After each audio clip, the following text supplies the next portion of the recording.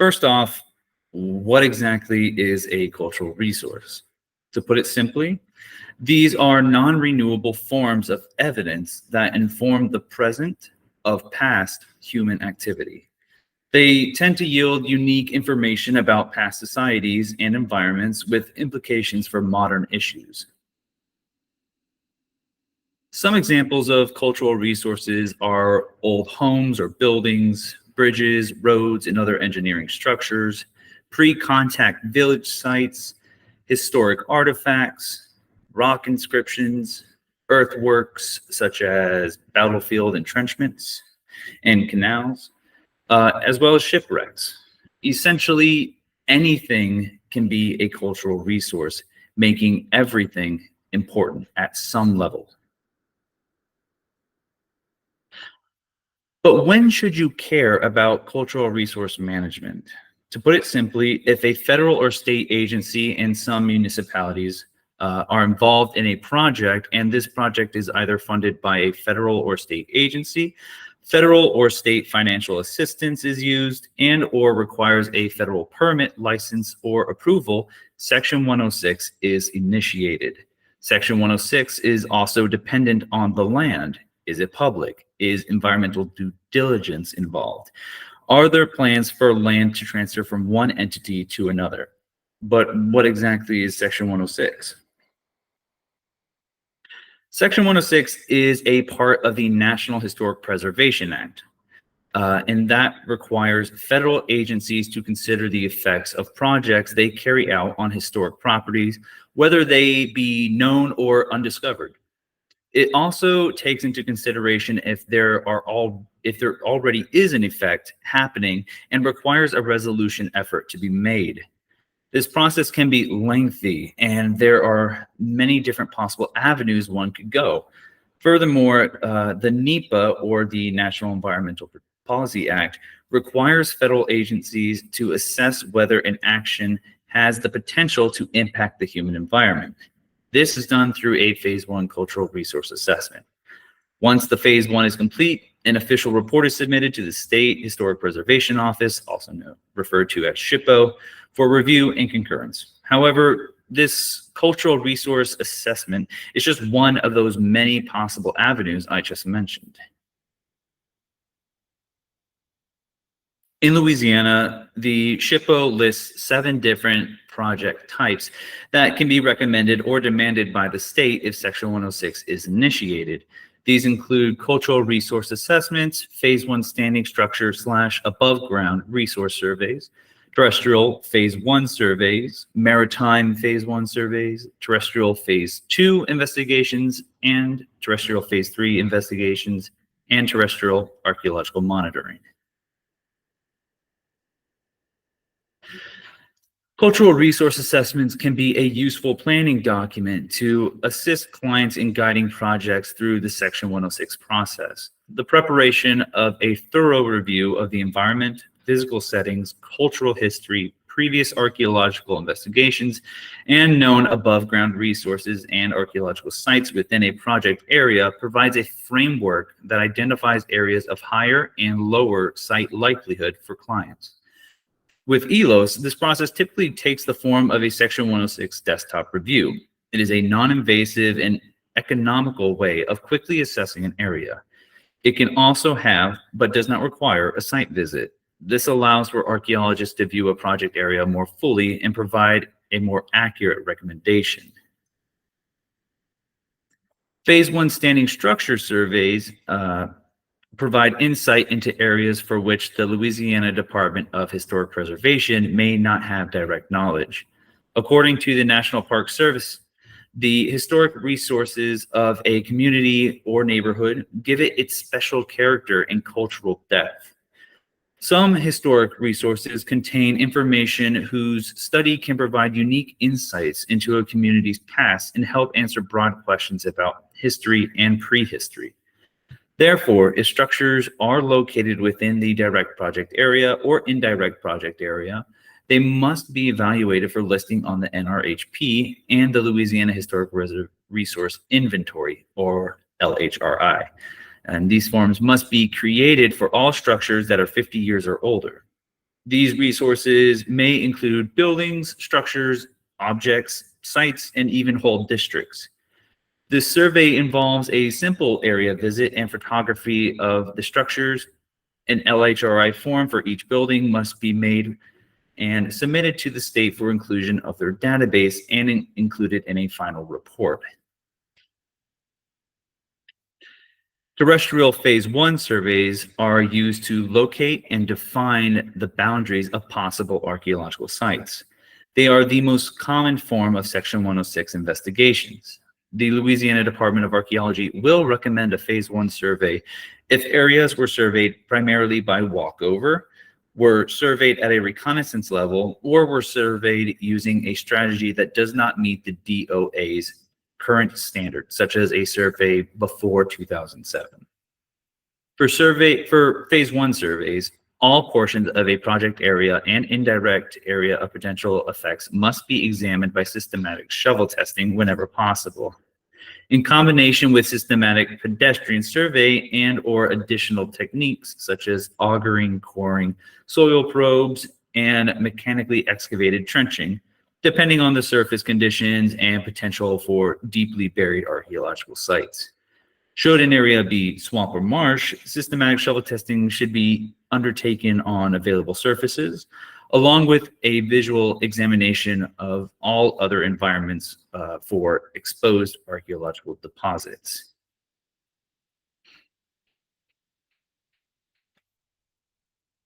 There we go. Maritime Phase 1 surveys are conducted whenever a project area is within a navigable stream of water that is or was historically large enough to support rafts or motorized crafts, inland lakes, or the coastal waters of Louisiana. The survey should address the potential for historic shipwrecks as well as the potential for submerged terrestrial archaeological sites. Some of the methods used during this investigation include sub-bottom profiler, magnetometry, and side-scan sonar. These are the three most common and the three recommended by the state. However, more methods should be deployed if the opportunity is available. Terrestrial Phase 2 investigations are used for eligibility determination for inclusion on the National Register of Historic Places under criteria A, B, C, and D, and typically follow terrestrial Phase 1 investigations if they produce a large amount of data. All Phase 2 projects conducted on state lands must obtain a cultural resource investigation permit from the Louisiana Archaeological Survey and Antiquities Commission before initiating fieldwork, and ELOS can assist in making sure, should your project reach this level, your project has all the necessary permits it needs. These types of investigations are more involved and require more human hours and research attention. Excavation units are conducted instead of simple shovel tests. These are typically 1 meter long by 1 meter wide by 1 meter deep holes that are carefully and systematically carved into the soil. All soil is processed through a screen, and all objects are studied and recorded. The number of excavation units depends on the size of the site determined by the Phase 1 survey. Going even further, terrestrial Phase 3 investigations are the final phase of terrestrial investigation, should it be needed at all. These investigations are rare occurrences and tend to follow very significant finds. This survey is known as a data recovery survey, and the goal is to recover as much information about the site before a project has any effects on it. A data recovery plan must be created. Excavation units are once again utilized, but in a greater capacity and larger in size. Trenches are excavated to explore a larger area. The entire site is mapped, and the entire site is subject to greater recordation efforts. The SHPO explicitly states that if an archaeological site is determined eligible for the NRHP or already listed on the National Register and will be adversely affected by a project reviewed by the Section 106 process, the lead federal agency is responsible for preparing and executing a memorandum of agreement MOA, with all appropriate parties. This MOA will include a mitigation, data recovery, or treatment plan. All parties must review and approve this plan before the MOA is signed. And finally, terrestrial archaeological monitoring efforts are used to assess the presence or absence of archaeological deposits in areas that were not examined by Phase 1 survey.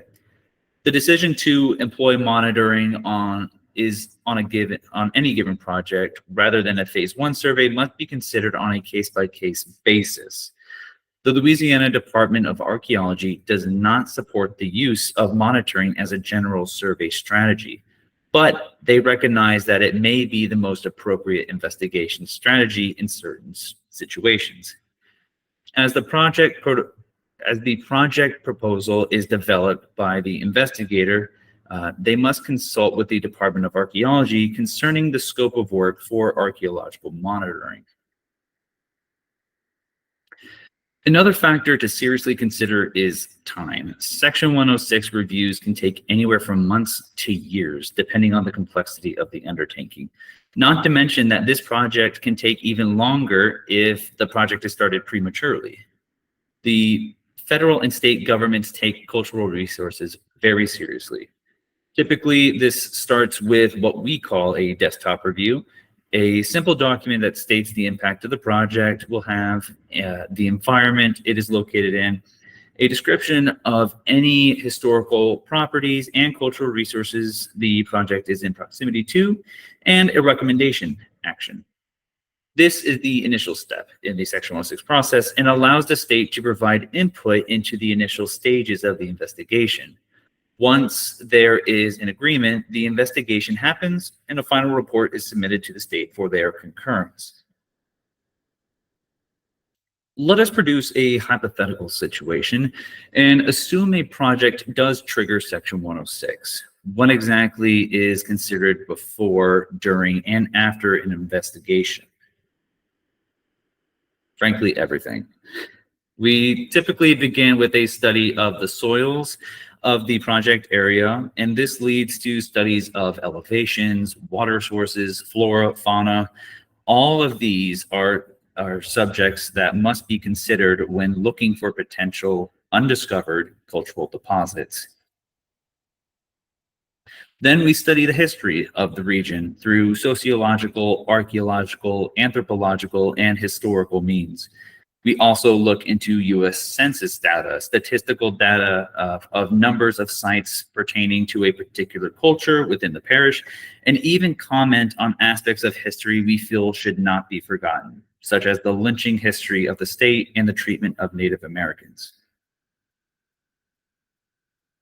We then seek to understand how the area has been studied by previous archaeologists, scholars, and professionals, if at all.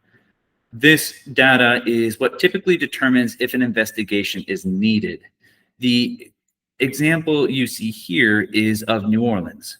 As you can guess, there are many, many studies of the area and hundreds of archaeological sites within the city.